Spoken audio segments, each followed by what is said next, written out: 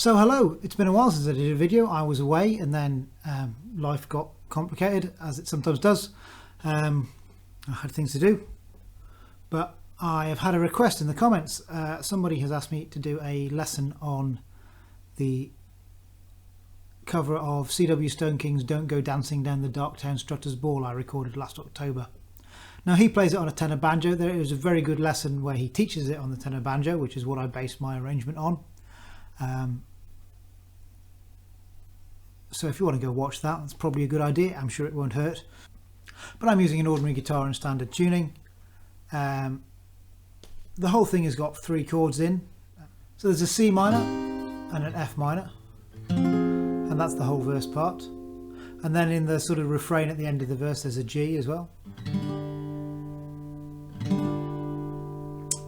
Now, because I was translating from a banjo and trying to make it sound as close as I could, I ended up using all of those in at least one other position on the neck as well. So as well as using that C minor there, I'm using that one on the low E string at the 9th fret. As well as using the 4-string F minor, I'm using that one on the 1st fret on the low E string. And as well as this G, I use a G bar chord and a G7th up there. Okay, so the melody, very chromatic. There's a major 7th in there, that shouldn't really be over a minor chord.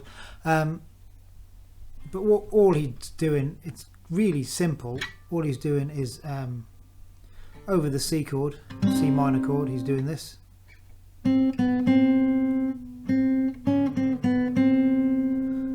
So if you can see that, that's on the C on the G string at the 5th fret.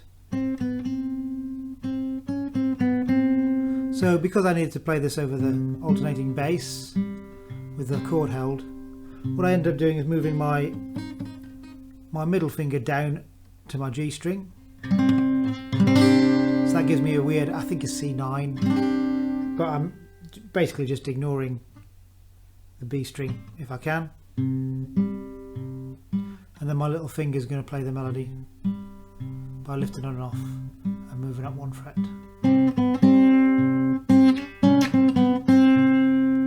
Okay, so then we go up to the F minor there. Now you could play that.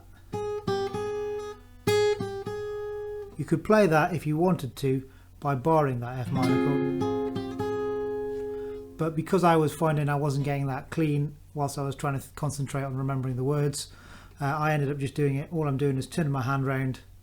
So I'm playing the bass note and then those 2 notes.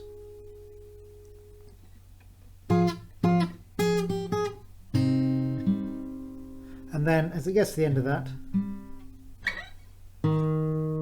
the kind of the leading note there is just on an E flat bass note that comes in on the D string at the 1st fret.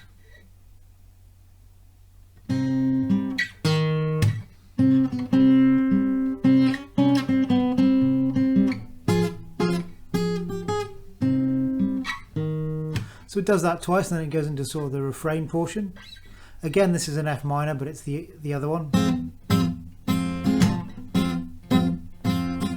And that's a C minor. And then the little fill is just that. So that's, I'm playing the B string at the 4th fret, then hammering on the B string at the 6th fret, and then we go into that 9th fret C minor bar chord. Now all I'm really doing there is I'm sweeping up the top few strings with 1 finger and hitting the bass note with my thumb. So if you wanted to, if you didn't want to play a bar chord, you could probably do that, as long as you were disciplined. And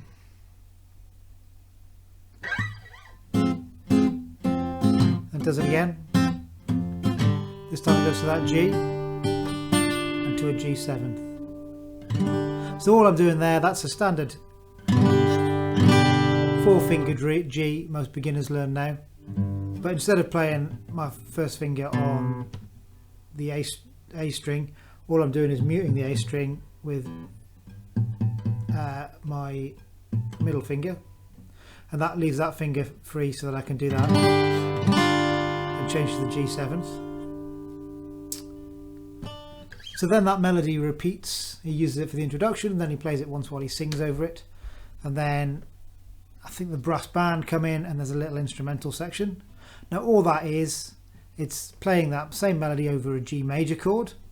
So all I'm doing is taking that shape I was using for the verse and moving it down to my low, down a string, so I'm on my low E, but with my finger.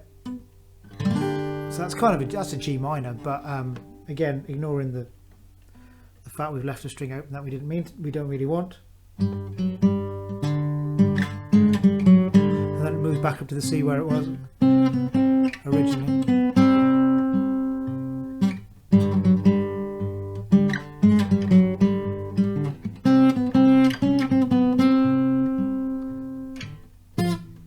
Then the second part is the same as the second part of the verse.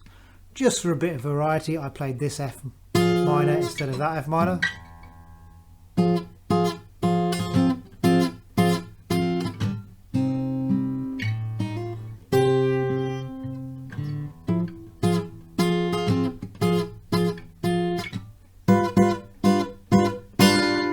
And that's a G7th. It's what I think of as a D. It's like a D7 shape, moved all the way up to your 5th fret.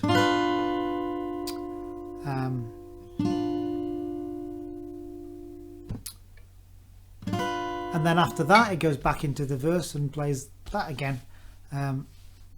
So there's nothing too complicated about it. It's quite a repetitive song. There's a lot of kind of unusual chord shapes, but hopefully me talking you through it has helped a little bit. Yeah, I will try and see if I can find some chord charts and things to put up with it, but otherwise I'll be back next week with another cover song. I won't tell you what it is in case that changes, but brilliant. Thank you very much for watching. I hope that's been useful for you.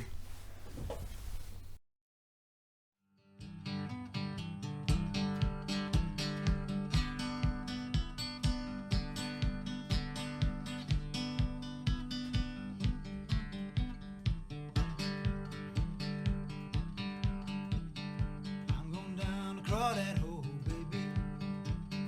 I'm going down to Crawdad hole, baby. I'm going down to